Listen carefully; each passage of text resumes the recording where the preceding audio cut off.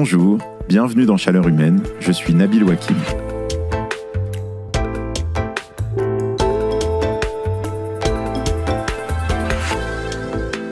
Attention, attention, je dois vous prévenir de quelque chose.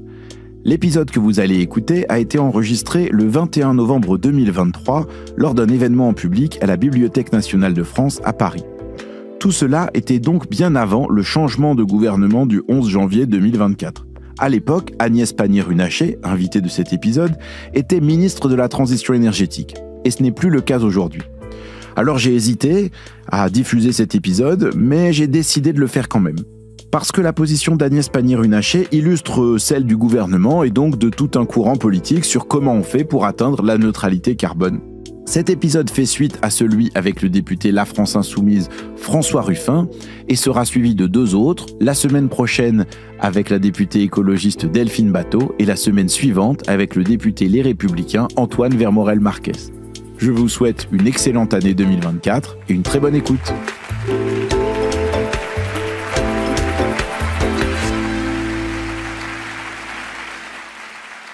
Bonsoir Agnès Pannier-Runacher. Bonsoir Nabil Wakim.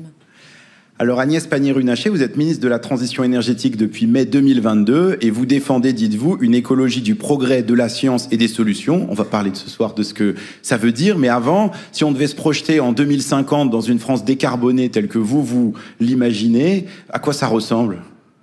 Alors la France de 2050 dans laquelle je me projette, c'est une France qui a réussi sa transition écologique et énergétique.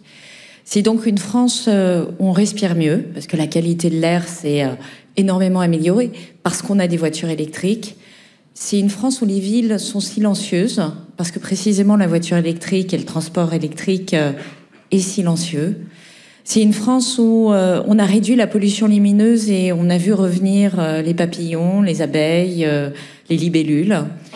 C'est une France où on a moins de maladies chroniques, moins de cancers, moins d'asthme, moins de bronchiolite, et ça ne fait plus la une des journaux pendant l'hiver. C'est une France aussi où peut-être on vit dans des espaces plus petits, mais avec plus de zones où on partage des biens communs et où ça crée finalement plus de liens sociaux entre les gens. Et c'est une France où on a repensé l'aménagement du territoire, c'est-à-dire que on a rééquilibré la façon d'habiter la ville et les villages, et où on a laissé rentrer beaucoup plus la nature dans notre quotidien. Alors ça, c'est, je pense, effectivement des directions qui sont assez importantes et centrales. La question, c'est comment on fait pour convaincre une grande partie des Françaises et des Français que cette vision-là, en fait, c'est une perspective qui est réjouissante. On voit bien aujourd'hui que beaucoup de mesures qui sont prises pour nous mettre sur la trajectoire climatique, elles suscitent des blocages, des obstacles. On peut parler d'opposition à l'éolien, par exemple, des débats autour des zones à faible émission, ou évidemment, on peut repenser aux gilets jaunes avec la taxe carbone. Comment on fait pour embarquer le plus grand nombre dans cette direction-là ? D'abord, il faut rendre cette perspective désirable, et il faut la rendre égoïstement désirable. Ça veut dire quoi, égoïstement désirable ? Égoïstement désirable, c'est que chacun doit y retrouver quelque chose. Dans la transition écologique et énergétique, si vous valorisez, par exemple, sur une zone à faible émission, on va prendre cet exemple-là. Une zone à faible émission, c'est un endroit où la qualité de l'air est dégradée et où, effectivement, on constate qu'il y a des décès précoces, qu'il y a plus de bronchiolite, qu'il y a plus d'asthme chez les enfants. Si vous présentez la chose en disant « il vous sera interdit de rentrer dans les villes avec un véhicule un peu ancien et que vous êtes l'heureux propriétaire d'un véhicule un peu ancien », c'est insupportable. Si on vous dit demain, votre gamin il sera pas à l'hôpital pour une bronchiolite, vos vieux parents ne risquent pas de mourir de manière précoce de la qualité de l'air, et puis l'asthme chez les enfants c'est terminé, là quand même ça change de perspective. Oui, mais aujourd'hui, c'est pas comme ça que plein de gens entendent les politiques climatiques. Alors pas tout le monde, mais une partie de la population. Vous avez raison. Et on le voit, y compris dans d'autres pays européens, qu'il y a des gens qui se disent ah bah non, c'est pas, je suis pas en train de faire quelque chose qui est meilleur pour ma santé, je suis en train de faire quelque chose qui est moins bien pour mon portefeuille. Alors là aussi, on peut jouer sur le portefeuille. C'est tout l'enjeu des politiques que nous portons, c'est de faire en sorte que l'écologie ne soit plus un produit de luxe, parce que c'est comme ça que c'est perçu. Une voiture électrique, c'est très cher.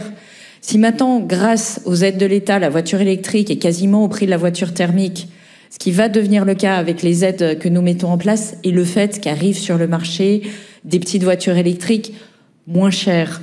Et si, grâce à ça, vous économisez chaque année plus de 1 000 € de carburant, là, ça va commencer à allumer un intérêt chez vous. Et ces solutions qui paraissent lointaines, elles existent aujourd'hui, elles sont sous nos yeux. Alors effectivement, il faut éviter de tomber dans les deux écueils dans lesquels nous entraînent les extrêmes. Puisqu'au fond, aujourd'hui, le débat de l'écologie, il est confisqué par l'extrême droite et l'extrême gauche pour réhabiller leur obsession. L'extrême droite, ça va être la haine de l'étranger. Les émissions de CO2, elles sont créées par les autres, pas par nous. Ça va être la haine de l'Europe. C'est la faute aux régulations européennes si on vit mal. Ça va être la haine des élites. On sait bien que c'est la faute des élites et que tout est fait pour empêcher les classes populaires de vivre normalement du fait de l'écologie. Donc ça, c'est une première vision des choses qui, évidemment, est une sorte de déni du dérèglement climatique et qui nous met dans une nostalgie d'une France passée qui n'a jamais existé. Et puis, il y a l'autre option, extrême gauche, qui est de réhabiller une lutte des classes un peu dépassée idéologiquement en faisant un climat ou en prenant en otage l'écologie. Donc là, on va dire, le dérèglement climatique, en fait, c'est la faute des riches, c'est la faute du grand capital, c'est la faute des entreprises. Enfin, ces deux options, elles nous mènent à rien. C'est quand même aujourd'hui les plus aisés, au niveau mondial comme au niveau français, qui sont les plus émetteurs. Donc dans ce raisonnement-là, il est quand même basé sur la réalité. Plus on est aisé, plus on est émetteur. Il y a une différence de 5 fois plus si on fait partie des 50% les plus modestes ou des 10% les plus aisés en France. Nous sommes les plus aisés en France par rapport au reste du monde. Absolument. Et c'est d'ailleurs ce que nous reprochent les pays en développement. Donc au fond, la question qui se pose... Dans votre vision à vous, si on l'oppose aux visions des autres, comment on fait pour résoudre cette quadrature du cercle? C'est-à-dire il faut baisser nos émissions, mais sans considérer que, par exemple, ces inégalités d'émissions climatiques, c'est un sujet qu'il faut résoudre. En fait, il faut agir. C'est-à-dire que la France, ces 18 derniers mois, a baissé ses émissions de gaz à effet de serre comme aucun autre pays du G20, semble-t-il. Moins 2,7% de baisse des émissions de gaz à effet de serre en 2022, moins 4,3% au premier semestre. C'est parce que nous avons agi. Lorsqu'on fait le plan sobriété, lorsque je lance l'année dernière et que tout le monde me dit mais il n'y a pas de loi, il n'y a pas de sanction, il n'y a pas d'interdiction, ça ne va jamais marcher. En fait, si, ça a marché. Enfin, ça a aussi en partie marché parce que pour un certain nombre de gens, c'était trop cher et pour un certain nombre d'entreprises comme de particuliers, c'est pas exact, l'énergie était trop chère. C'est pas exact. C'est-à-dire que vous constatez que sur une année, en début d'année, pour le même prix, votre contrat, il est sur toute l'année. Donc vous payez le même argent pour votre fourniture d'électricité et de gaz en début et en fin d'année. Pourtant, en début d'année, vous baissez de moins 1 à moins 2%. Et en fin d'année, vous êtes à moins 10%. Qu'est-ce qui s'est passé? C'est pas l'effet prix. C'est le fait qu'on a mobilisé l'ensemble des acteurs. Le plan sobriété, c'est 300 fédérations qui ont travaillé en partant de leur consommation d'énergie, la réalité de leur consommation d'énergie. Jamais vous n'aurez imaginé qu'il faut réduire la luminothérapie des pelouses des stades de football en Ligue 1. Pourtant, c'est un des gros postes de consommation d'énergie dans les stades de football de Ligue 1. Le fait que la grande distribution se soit aperçue que finalement ils continuaient à ventiler leur site alors qu'ils étaient fermés 40% du temps, parce que si on met bout à bout les horaires de fermeture et les bouts de week-end où c'est fermé, ils avaient des installations énergétiques qui fonctionnaient à vide, ça fait de gigantesques baisses de consommation d'énergie. Et c'est tout ça que nous avons mis bout à bout. Est-ce qu'on a moins bien vécu l'année dernière? Non. Et qui a agi en premier? Ce sont les gros. Et c'est ça qui a été une des conditions de crédibilité de ce plan de sobriété. C'est de dire, on ne va pas demander à monsieur et madame tout le monde de faire des efforts en premier, parce que c'est insupportable, parce qu'ils voient qu'il y a des grandes entreprises, il y a des grandes administrations, il y a des grandes collectivités locales. Non, on va renverser les choses. On va demander d'abord aux gros de faire des efforts. Et quand vous allez au bureau et que vous apercevez qu'il y a un effort qui est fait, quand vous prenez les transports en commun et que vous apercevez qu'il y a des efforts qui sont faits, ça rend les choses plus crédibles. Vous vous dites, bon, je vais peut-être prendre ma part, et puis en plus, j'y ai un intérêt. L'intérêt, il est évident, vous l'avez mentionné, c'est celui sur la facture. Il y a des gens qui sont, je dirais, motivés par la baisse de leurs émissions de gaz à effet de serre, par le climat. Il y a des gens qui sont motivés par la facture. Il y a des gens qui trouvent insupportable que la France soit dépendante à 99% de son pétrole, et donc de pays qui sont pas franchement des alliés des démocraties. Donc, toutes ces motivations, elles font une action. Et notre responsabilité politique, c'est de créer ces transformations et des transformations qui sont rapides parce qu'on est sur un changement culturel et ça prend du temps. Est-ce qu'il n'y a pas dedans une idée de dire on va inciter les Françaises et les Français à avoir les meilleurs comportements possibles, essayer de créer des conditions, y compris des conditions de marché pour dire on va subventionner le véhicule électrique, etc. On voit que ces incitations marchent un peu, mais que pour autant on n'est pas sur la bonne trajectoire pour baisser nos émissions de moitié d'ici à 2030 comme on s'y est engagé, de plus de moitié. Est-ce qu'il ne faut pas aussi plus de contraintes? Parce que là, on voit que les incitations, ça marche jusqu'à un certain point, mais que d'une certaine manière, c'est le plus facile. Ensuite, est-ce qu'il n'y a pas un certain nombre de sujets sur lesquels il faut des règles plus strictes? Alors, déjà, moins 4,6% de baisse de gaz à effet de serre, on est presque sur la trajectoire. Et encore une fois, on est de ce point de vue-là, et j'ai pas toutes les données de tous les pays du G20, mais il semblerait qu'on soit singulièrement dans les premiers de la classe. Donc c'est plutôt un élément d'encouragement. Je rappelle que sous le quinquennat Hollande, on était à moins 0,9% de baisse des émissions de gaz de CO2 par an. Donc la méthode qui vise en fait à s'organiser à partir du terrain et à créer des solutions qui soient à la portée des entreprises et à la portée des administrations et des ménages, ça fonctionne. La deuxième chose, vous avez raison, c'est qu'il faut sortir les ménages qui sont prisonniers des fossiles. Vous avez des ménages qui sont aujourd'hui prisonniers des fossiles. C'est-à-dire qui ont des chaudières fuel, qui ont des chaudières gaz. Vous avez votre pavillon dans une zone rurale, vous avez une chaudière fuel. Évidemment, vous êtes obligé de prendre la voiture pour aller travailler. Il n'y a pas d'autre option. Éventuellement, vous êtes obligé de la prendre pour aller à l'EHPAD visiter vos parents ou pour amener les enfants à leur activité ou à l'école. Vous êtes enfermé. C'est pas vous qui avez fait ce choix d'aménagement du territoire. On vous a dit, c'est formidable, vous avez un petit pavillon, vous allez être propriétaire, vous allez être heureux. Et finalement, tout d'un coup, vous vous trouvez à être désigné à l'inverdicte populaire en disant, c'est vous qui émettez du CO2. Vous n'êtes pas responsable de ça. Donc moi, ma responsabilité politique, c'est de dire, la chaudière fuel, je vais vous accompagner pour la changer. Je vais vous proposer un autre mode de chauffage et vous savez quoi, il va vous coûter moins cher dans l'utilisation. Et ça, je le subventionne. Et je le subventionne en fonction de vos moyens. Les personnes les plus aisées ne sont pas subventionnées. Les personnes qui n'en ont pas les moyens peuvent être subventionnées jusqu'à 90%. Mais pour revenir à ce qu'on disait juste avant, est-ce que le pendant de ça, de dire on encourage les plus modestes qui sont prisonniers du fossile et qui n'ont pas forcément l'argent nécessaire pour changer, est-ce que le pendant de ça, c'est pas de dire ceux qui, en fait, pourraient changer mais ne le font pas, ont des comportements qui sont très émetteurs alors qu'ils ont les moyens d'investir, par exemple de changer leur propre chauffage, etc. Est-ce qu'à un moment donné, il ne faut pas les obliger à le faire? C'est ce que nous faisons. Lorsqu'on interdit la vente de voitures thermiques en 2035, on est le seul continent à le faire. On est les seuls. Vous avez le Royaume-Uni, qui l'a d'ailleurs remis en 2035 aussi. Qui a eu ce courage politique? Qui l'a porté? Donc ça veut dire que sur un certain nombre de domaines, ce qu'il faut, c'est multiplier des interdictions avec des bornes dans le temps. Parce que si on le fait sur le véhicule thermique, pourquoi on ne dit pas, justement, sur les chaudières à gaz, sur la transition agricole, sur la viande, à ce moment-là, fixons des dates où on dit, à partir de 2035, il faut, je sais pas moi, X repas végétariens par jour dans les écoles. Enfin, on pourrait se dire... Je crois que ça existe déjà, par exemple, dans les écoles, typiquement. Alors, ça dépend des communes. Vous avez ça dépend des communes. Repas végétarien et vous avez une obligation de vous approvisionner en produits biologiques. C'est la loi, par exemple. C'est un exemple. Mais pour vous répondre, ce que nous faisons avec la planification écologique, c'est que nous nous donnons secteur par secteur un plan de bataille pour réduire nos émissions de gaz à effet de serre. Alors pas à coup d'annonces politiques et d'éléments qui font la une du journal de 20 heures. C'est construit. Lorsqu'on dit qu'on va réduire les émissions de gaz à effet de serre dans les transports, ça veut dire qu'il faut relancer les transports en commun. Nous investissons de manière massive dans les RER métropolitains.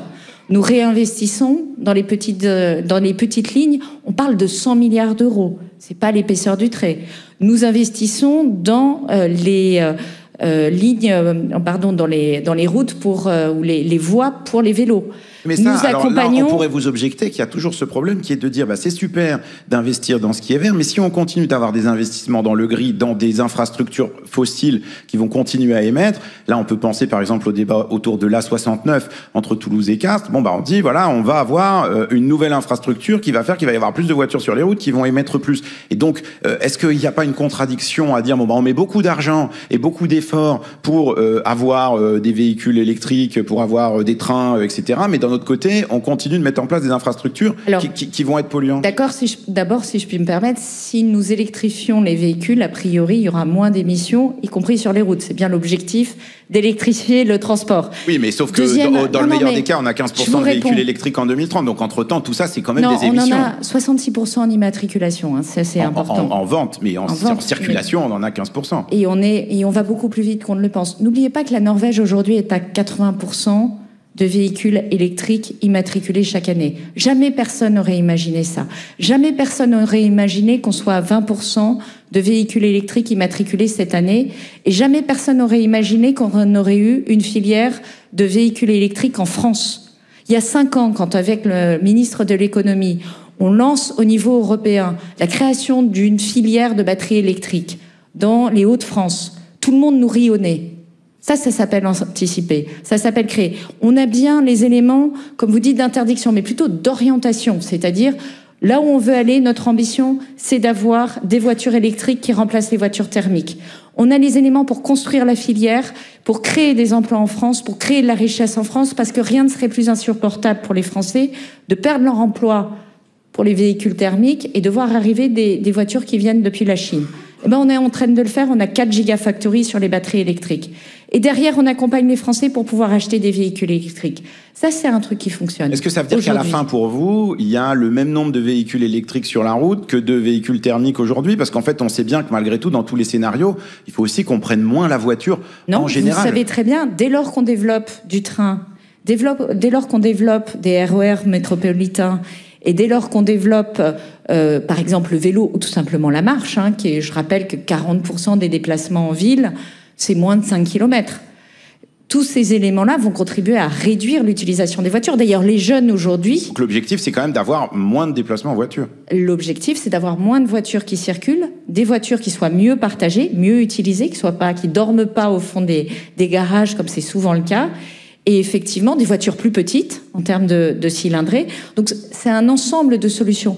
Mais la caricature, ça fonctionne pas. Je veux revenir sur la 69 une minute. Je voudrais pas être dans l'évitement. La 69, quand on parle en parisien, qu'on a 6 autoroutes, qu'on a des aéroports, qu'on a des transports en commun, qu'on a du RER, qu'on est en train de renforcer le métro avec la 16, la 17, etc., et qu'on donne des leçons à des gens qui vivent dans les territoires et qui vivent dans des territoires. Il ne s'agit pas de donner des leçons, il s'agit de dire on a un problème, on a trop d'infrastructures nouvelles. C'est la même chose que les nouveaux puits pétroliers. Mais tout le monde a droit à la liberté de mobilité. Oui, mais comment, ce que je ne comprends pas, c'est comment ça se conjugue de dire il faut le droit à la mobilité et en même temps il faut moins de voitures sur les routes. C'est là où il y a quand même une contradiction. C'est tout à fait compatible. Et je vais aller jusqu'au bout. Pour les gens qui habitent à Castres, c'est un vrai progrès. C'est un vrai progrès, c'est une vraie capacité à permettre, par exemple, à leurs enfants, tout simplement, d'aller étudier à l'université dans la grande ville qui est pas très loin. Et ça, faut juste pas le perdre de vue. Et quand on regarde le projet de près, la question, c'est comment on le fait, ce projet? Quelle est la compensation qu'on apporte en matière de biodiversité? Puisqu'on a beaucoup parlé des arbres qui étaient arrachés, combien d'arbres on plante à côté? Et combien d'arbres qui vont résister au réchauffement climatique? Ça aussi, ce sont des enjeux. Moi, je vois la facilité de dire c'est tout blanc, c'est tout noir.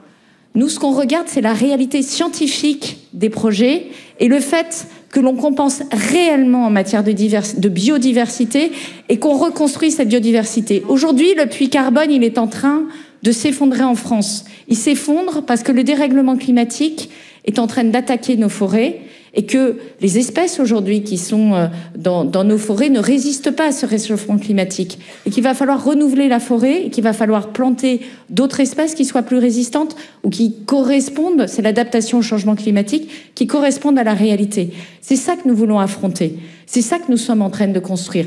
L'enjeu principal, c'est de construire ces infrastructures et de permettre effectivement aux Français de pouvoir les utiliser pour baisser nos émissions de gaz à effet de serre. Oui, mais enfin, on ne construit pas une autoroute pour baisser nos émissions de gaz à effet de serre. C'est ça que je ne comprends pas. Pardon. C'est un petit peu facile. S'il vous plaît. On s'écoute, c'est une discussion. C'est une discussion. Et puis c'est un petit peu facile, encore une fois, c'est-à-dire interroger les gens qui sont sur le territoire là-bas. Interrogez-les, mettez-vous à leur place. Moi, je viens d'un territoire qui s'appelle, qui est le Pas-de-Calais, qui est Lens. Les gens peuvent pas vivre sans voiture. Les gens n'ont pas un accès aussi facilité que lorsqu'on est en Île-de-France. Oui, mais est-ce que du coup, ces gens-là, il faut leur apporter des solutions. Une solution, peut-être, ça serait aussi de dire, on a des approches différenciées. On dit aux gens qui vivent en ville, par exemple, qui vivent à Paris, vous avez beaucoup moins le droit d'utiliser votre voiture, et puis les gens qui n'ont pas le choix, eux, ils ont le droit de l'utiliser. C'est ce qu'on fait. Les zones à faible émission, quelque part, c'est de dire, vous utilisez moins la voiture, vous avez la chance d'avoir des transports en commun, mais il ne faut pas que les personnes qui vivent en banlieue, qui, eux, ont besoin de leur voiture, ou peut-être ont besoin d'avoir un système qui leur permette de déposer leur voiture à l'entrée de Paris et ensuite de pouvoir prendre les transports en commun, il faut qu'ils aient ces infrastructures-là. Sinon, ça ne fonctionne pas. Et sinon, vous rétablissez justement une opposition entre les gens qui ont les moyens de vivre dans les grandes agglomérations et ceux qui n'ont pas les moyens. On revient à ce que vous disiez au début sur l'idée que l'écologie soit vue perçue comme un produit de luxe. Exactement. J'aimerais quand même qu'on arrive à la question de l'énergie parce que il y a beaucoup de questions qui ont été envoyées dans le public sur ces sujets-là, aussi bien sur les renouvelables que sur le nucléaire. Il y a Guy qui a envoyé cette question en disant est-ce que c'est pas risqué de miser énormément sur la relance du nucléaire? Comment espérer construire 8 ou 14 réacteurs alors que pour l'instant on n'a pas réussi à démarrer un seul EPR? Est-ce qu'on prend pas un risque à tout nous mettre dans la main de la filière nucléaire alors qu'on n'est pas sûr que ça va marcher? Alors, on se met pas tout dans la main du nucléaire puisqu'on a plus de renouvelables que l'Allemagne. On a plus de renouvelables que l'Allemagne. Oui, parce qu'on a des barrages hydroélectriques qui étaient là avant, non. On a développé... Pas du tout. Alors les chiffres sont aussi assez clairs, mais c'est pour ça qu'il faut un petit peu répondre à un certain nombre de choses qui circulent. On a développé 46% de renouvelables en plus entre 2012 et 2023. L'Allemagne a fait 42%. Donc vous voyez... Non, 45%. Donc vous voyez, c'est quasiment exactement le même développement. Ce que nous faisons, par contre, c'est que nous faisons du renouvelable et du nucléaire. Pourquoi nous faisons du nucléaire? D'abord parce qu'on a la chance en France d'avoir une électricité qui est à 90% décarbonée.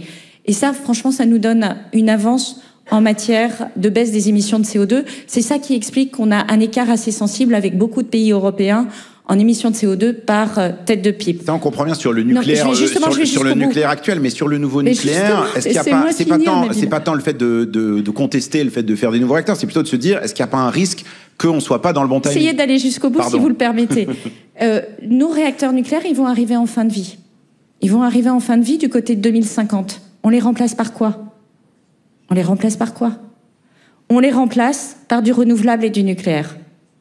Et en fait, lorsque vous faites les mathématiques, et c'est pas moi qui le dis, c'est RTE, c'est que le moyen le plus rapide et le plus efficace d'atteindre notre neutralité carbone, c'est de faire beaucoup plus de renouvelables et de faire un peu plus de nucléaire pour remplacer une partie de nos réacteurs qui vont arriver en fin de vie.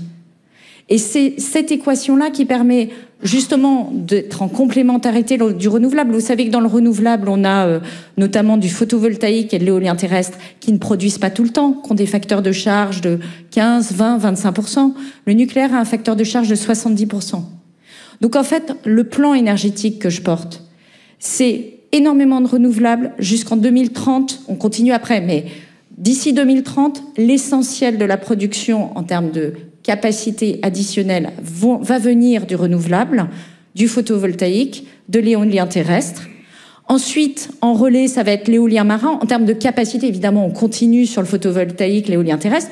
On fait du biogaz, on fait de la géothermie à des rythmes qu'on n'a jamais connus. On est en train de doubler le rythme de développement du photovoltaïque, de faire la même chose sur le biogaz, de quadrupler sur la géothermie et de dire en 2025 qu'on se donne pour objectif de mettre aux enchères 10 gigawatts d'éolien marin. Donc ça, c'est ce qui nous tient jusqu'en 2035. Et après 2035, on va avoir les deux leviers. On aura du renouvelable, on continue, et on fait des nouveaux réacteurs qui vont nous permettre de mitiger notre risque par rapport à des réacteurs qui vont arriver en fin de vie. S'ils arrivent un peu plus tôt en fin de vie, on sera bien content d'avoir des réacteurs nucléaires qui les remplacent. Et en plus... Mais comment on est sûr qu'ils arrivent, ces nouveaux réacteurs? Mais c'est la même chose sur le renouvelable. Comment on est sûr que les éoliennes marines vont arriver en temps et en heure? On n'a pas le choix des armes. Il faut faire le maximum. Et non seulement il faut faire du renouvelable et du nucléaire, mais il faut faire aussi de la baisse de consommation d'énergie. Le plan sobriété, c'est pas un coup dans l'eau juste pour passer l'hiver. Quand on dit qu'on baisse de 12%, c'est ces 12 derniers mois. C'est au mois d'août, c'est au mois de septembre. Et alors, on continue. C'est quoi des mesures qui peuvent permettre d'ancrer cette baisse de la consommation? Parce que si on repense au choc pétrolier, à la chasse au gaspillage, on avait été capable collectivement de baisser notre consommation, puis ensuite c'était reparti. Et donc comment on fait pour que non seulement il y ait ces gains de sobriété, on les garde, mais en plus on continue d'être sur la bonne trajectoire? Donc, efficacité énergétique, c'est l'investissement sur la technologie, c'est par exemple la rénovation thermique. Vous savez qu'on a augmenté les budgets massivement cette année, 5 milliards d'euros, et que notre objectif, c'est... on a multiplié par 10 le nombre de rénovations thermiques quand même en 6 ans. Multiplié par 10. Avec la difficulté que c'est pas que des rénovations qui sont globales. Qui ont un impact très fort sur nos émissions de gaz à effet de serre. Elles ont un impact. Effectivement, on a aussi privilégié pour les ménages qui voulaient rapidement sortir notamment des énergies fossiles, des combos, on fait un petit peu d'isolation et on change une chaudière fossile, chaudière fuel en particulier. Mais on a quand même multiplié par 10 le nombre de bénéficiaires de ça. On a fait en sorte que ça profite aux plus modestes. Avant, le crédit d'impôt sur la transition énergétique, c'était à soit plus de 60% sur les plus riches. Maintenant, c'est l'inverse. C'est sur les plus modestes. Et il faut continuer, on est complètement d'accord, et effectivement, il faut construire les filières, il faut faire en sorte qu'on aille plus vite, et surtout qu'on arrive à des rénovations globales qui permettent de sortir, notamment les passoires thermiques, de leur situation. C'est quoi la difficulté sur les rénovations qui fait qu'on n'arrive pas à accélérer, à être au rythme où on devrait être? Est-ce que c'est pas aussi une question d'accompagnement quasiment? Est-ce qu'il ne faut pas un service public qui aille chercher les gens chez eux en leur disant voilà ce qu'il est possible de faire? Je partage totalement ce point de vue. Là, on est en train de déployer un dispositif qui s'appelle Mon accompagnateur rénove. Mon accompagnateur rénove, c'est cette personne-là qui va vous monter votre dossier administratif, financier, technique, qui va vous le débrouiller, grosso modo. C'est une prestation qui coûte 2 000 € si on devait l'acheter sur le marché. Pour les ménages les plus modestes, c'est gratuit et c'est subventionné pour les autres. Et c'est obligatoire lorsqu'on veut faire une rénovation globale pour être sûr qu'on n'est pas embarqué par un vendeur de rêves de transition énergétique ou de rénovation thermique. Parce que finalement, est-ce que cette question-là de l'accompagnement, elle se pose pas aussi un peu dans tous les secteurs? C'est-à-dire que on voit bien qu'il y a beaucoup de gens qui ont besoin d'accompagnement pour savoir dans leur mobilité comment ils peuvent faire, dans la rénovation de leur bâtiment, peut-être dans l'emploi et la formation demain pour savoir comment passer d'un emploi carboné à un emploi décarboné. Est-ce qu'il faut pas là-dedans que l'État reprenne plus la main pour dire voilà comment on va un peu organiser les choses? 550 points France Rénov sur tout le territoire français. 4000 conseillers, mon accompagnateur déployé pour accompagner les Français. J'ai signé aujourd'hui une convention avec Stanislas Guerini, le ministre de la Transformation de la fonction publique, pour mettre des points d'accueil sur la rénovation thermique dans toutes les maisons France Service. C'est 2500 points d'accueil. Évidemment, un site dédié à la rénovation thermique qui vous accompagne. C'est tout ça qu'on est en train de faire. C'est-à-dire qu'aujourd'hui, dans tous les territoires, vous avez au moins dans chaque agglomération, vous avez au moins un point d'entrée physique où vous pouvez vous rendre et vous allez avoir du conseil sur la rénovation thermique. Et vous allez avoir le numéro vert qui vous renvoie à la bonne personne et vous allez avoir des aides non seulement de l'État mais des collectivités locales. Et quand je travaille avec Stop Précarité énergétique, on va un cran plus loin, on repère dans les quartiers les endroits où on présume, vu la nature du bâti, que c'est de la passoire G, c'est-à-dire on sait qu'en gros, années 70, tel type de bâtiment, ça doit être de la passoire G, et on fait du porte-à-porte pour aller chercher les gens et pour leur dire, en fait, vous avez droit à ces aides. Parce que beaucoup de gens imaginent qu'ils n'y ont pas droit. Beaucoup de gens imaginent que c'est pas fait pour eux. Et le premier frein à lever, c'est ce sentiment qu'on n'y a pas droit. Encore une fois, à la fois qu'on n'y a pas droit, puis en même temps que c'est très compliqué, ça va être très compliqué, qu'on va pas y arriver. Galère et tout ça, voilà, c'est difficile. Il y a un point dont on n'a pas parlé que j'aimerais bien quand même aborder, dont on n'a pas parlé que j'aimerais bien aborder quand même avec vous, c'est cette question de la réindustrialisation, parce que dans cette réindustrialisation, vous avez parlé de l'idée d'avoir, même très concrète, seulement l'idée, mais les 20 000 emplois qui vont derrière. D'avoir des usines en France qui font des batteries, mais en même temps, dans cette logique-là, est-ce qu'il n'y a pas aussi un certain nombre d'industries très émettrices qu'il faut arrêter? C'est-à-dire, est-ce que dans cette France de 2050, il reste de la pétrochimie? Est-ce qu'il reste tous ces milliers d'emplois qui aujourd'hui travaillent dans des secteurs carbonés? Qu'est-ce qu'on en fait? Alors, d'abord, je rappelle que la France est aussi un des premiers pays à avoir arrêté le fait d'explorer et de produire de nouveaux gisements d'hydrocarbures. Et c'est valable pour la métropole, mais c'est valable aussi pour l'outre-mer. Parce qu'on pourrait dire, il n'y a pas de pétrole en France, c'était facile à faire. Non, en outre-mer, dans le golfe de Guyane, il y a du pétrole. C'est connu et c'était accessible. On a pris cette décision de l'interdire. Et derrière, lorsque nous transformons les filières, on accompagne effectivement une décarbonation profonde. Aujourd'hui, filière par filière, je l'ai fait en tant que ministre de l'Industrie, donc je connais un petit peu le sujet, on a baissé de 3,6 millions de tonnes les émissions de CO2 de manière récurrente en prenant les sites les plus émetteurs et en accompagnant les transformations les plus rapides en termes de baisse d'émissions. C'est-à-dire vous passez du gaz à l'électricité quand c'est possible, vous réduisez, vous avez des processus qui vous permettent d'utiliser si j'ose dire, c'est moins de gaz. Entre guillemets, le plus facile. Donc ça, c'est le plus facile. La question, c'est ce qu'il va falloir réduire. Et nous avons fait le même exercice avec France 2030, mais c'est des feuilles de route qui sont à horizon 2050 avec des points de passage pour dire comment on fait la décarbonation profonde. Comment j'ai de l'aluminium vert, comment j'ai de l'acier vert, comment j'ai du ciment vert, comment j'ai, dans le secteur agroalimentaire, vous avez beaucoup de processus de séchage, vous utilisez du froid, vous utilisez du chaud, vous utilisez pour chacun de ces processus de l'énergie décarbonée. Et on a ces feuilles de route et aujourd'hui, on est en train d'accompagner les 50 sites les plus émetteurs. Ces 50 sites les plus émetteurs, ils sont aujourd'hui en ligne avec nos trajectoires de baisse d'émissions de gaz à effet de serre. Enfin, c'est d'ailleurs l'un des rares secteurs... Ça nous dit pas si ce qu'on va faire des emplois qui sont dans les secteurs... Je vais jusqu'au bout. Lorsque vous transformez les sites, du coup, vous préservez les emplois. Et ces sites sont aujourd'hui... C'est un des rares secteurs à être sur sa trajectoire. C'est-à-dire tout le monde ne peut pas dire... Le transport, on n'y est pas encore. Le transport, on a encore des modes de consommation qui font qu'on n'est pas sur la trajectoire. On ne baisse pas nos transports. L'industrie est sur sa trajectoire en France. Et pourtant, on augmente le nombre de sites industriels en France. Et lorsqu'on réindustrialise la France, c'est-à-dire lorsqu'on installe des sites industriels pour produire des biens qu'on achetait auparavant à l'autre bout du monde, on réduit notre empreinte carbone. Parce que notre électricité est décarbonée, parce qu'en plus, on enlève la partie transport. Donc on réduit notre empreinte carbone. Aujourd'hui, la politique de réindustrialisation que nous portons, elle représente un besoin d'électricité de 50 TWh supplémentaires. Ça réduit notre empreinte carbone globale si on le regarde aux bornes de notre consommation. Donc oui, il y a bien une conciliation entre réindustrialisation et transition écologique énergétique. Je parlais de la filière batterie électrique. C'est 20 000 emplois dans les Hauts-de-France. C'est pas rien, 20 000 emplois. On en a perdu beaucoup dans les Hauts-de-France ces dernières années. On en a perdu dans l'automobile, on en a perdu dans l'industrie lourde, on en a perdu dans les mines. Autant de secteurs qui sont d'ailleurs très décarbonés.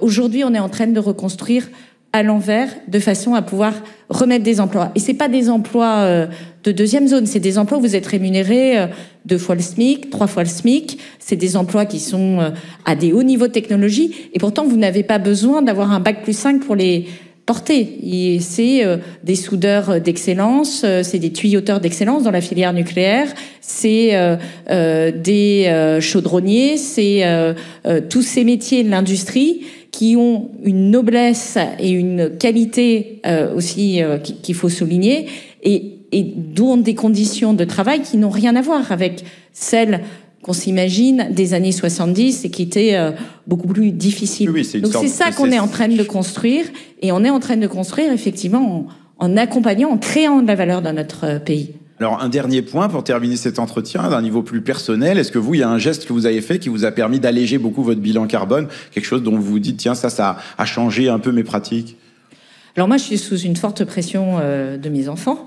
Donc en fait, et puis je dirais que mon métier fait que on a une sorte d'angoisse à chaque fois que, enfin moi j'ai une sorte d'angoisse et je ne prends plus l'avion pour partir en vacances. C'est à titre personnel, j'ai préféré faire 15 heures de route et de bateau pour aller d'un endroit en Italie jusqu'à la Corse plutôt que de prendre l'avion, et pourtant la liaison était assez directe.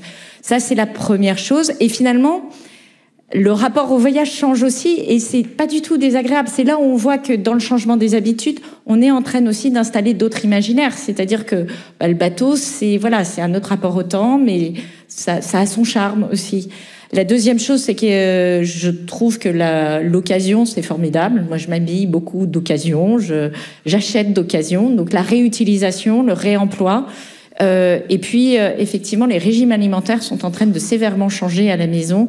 Et on a droit à une fois du bœuf par semaine. Sinon, on se fait on a les gros yeux des aînés, enfin des ados. Donc voilà. Et ça, je pense que c'est en train de se passer dans beaucoup de ménages, à différents titres d'ailleurs. Moi, j'ai rencontré un ambassadeur récemment qui m'a dit « je suis devenue végane ». Alors, je me disais « c'est un engagement climatique ». Non, c'était pour des raisons de santé. Voilà. Donc, vous voyez, chacun a son chemin, mais ce dont on a besoin aujourd'hui, c'est de créer un récit autre qui rend désirable cette transition avec des référentiels différents. Si ça devient, si c'est désirable, si vous avez des leaders d'opinion qui se montrent très heureux en disant « j'ai pris le bateau, j'ai fait 15 heures de bateau pour aller à un endroit où avant, ayant les moyens, ils le faisaient en jet ou en hélicoptère ou quoi qu'est-ce », il crée un autre espace de référence et du coup, ça rend les choses beaucoup plus désirables. Et donc, je pense que c'est aussi ça qu'on doit construire. Je suis très consciente qu'on a énormément d'efforts dans la transition qui nous attend, mais c'est également un moment absolument passionnant de réinvention de nos modes de vie et de réinvention de nos modes d'interaction. Derrière la transition écologique et énergétique, il y a aussi plus de lien social. Parce que c'est ça aussi qui a peut-être déstructuré notre volonté d'optimisation à tout prix de la production, de la consommation et de l'aménagement des villes. Vous avez commencé en parlant du lien social sur votre vision à 2050. On retombe sur le lien social à la fin. Bravo, la boucle est bouclée. Merci Agnès Pannier-Runacher. Merci Nabil Hakim.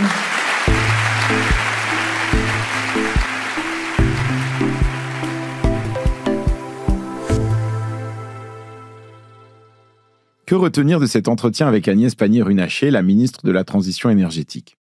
Ce que j'ai trouvé convaincant dans son propos, c'est cette approche très pragmatique. J'y retrouve sans surprise la démarche qu'on avait déjà entendue dans ce podcast, celle d'Antoine Pellion, secrétaire général à la planification écologique.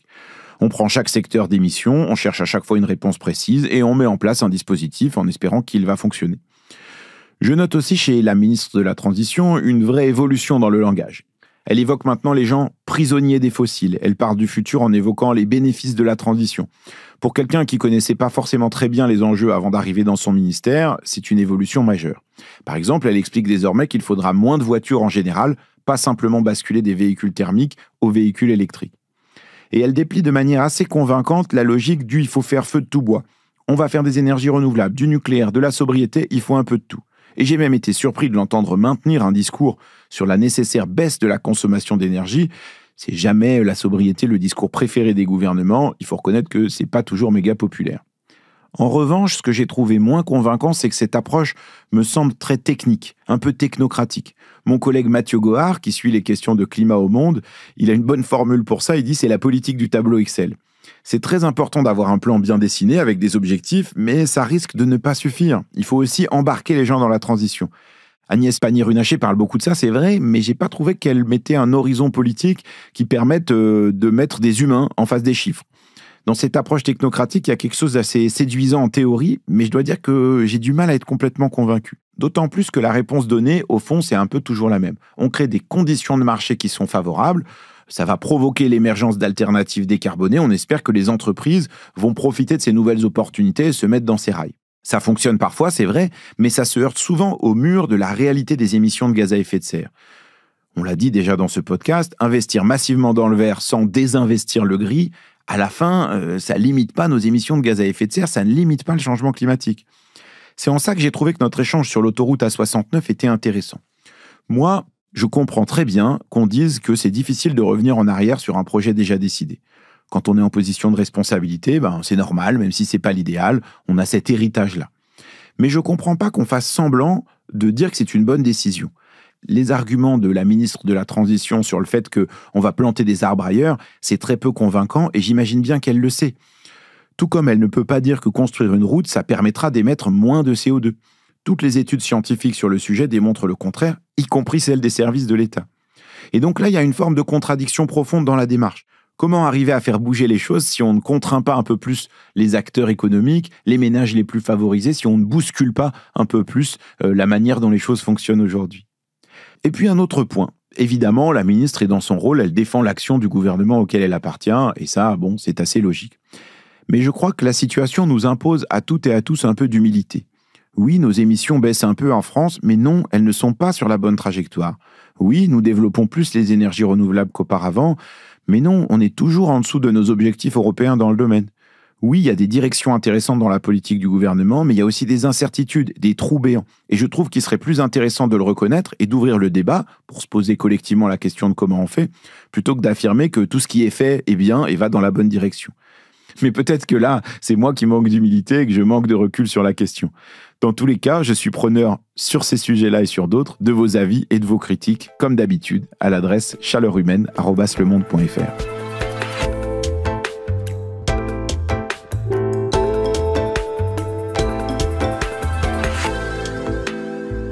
Merci d'avoir écouté ce deuxième entretien de Chaleur Humaine. Cet épisode a été produit par Cécile Cazenave et réalisé par Amandine Robillard, avec l'aide inestimable de l'équipe du Monde Atelier. La semaine prochaine, l'entretien suivant est avec Delphine Batteau, députée écologiste des Deux-Sèvres et ancienne ministre de l'écologie. D'ici là, vous pouvez toujours vous inscrire à l'infolettre Chaleur Humaine sur le site du Monde et me faire des retours comme toujours à l'adresse chaleurhumaine@lemonde.fr. À mardi prochain.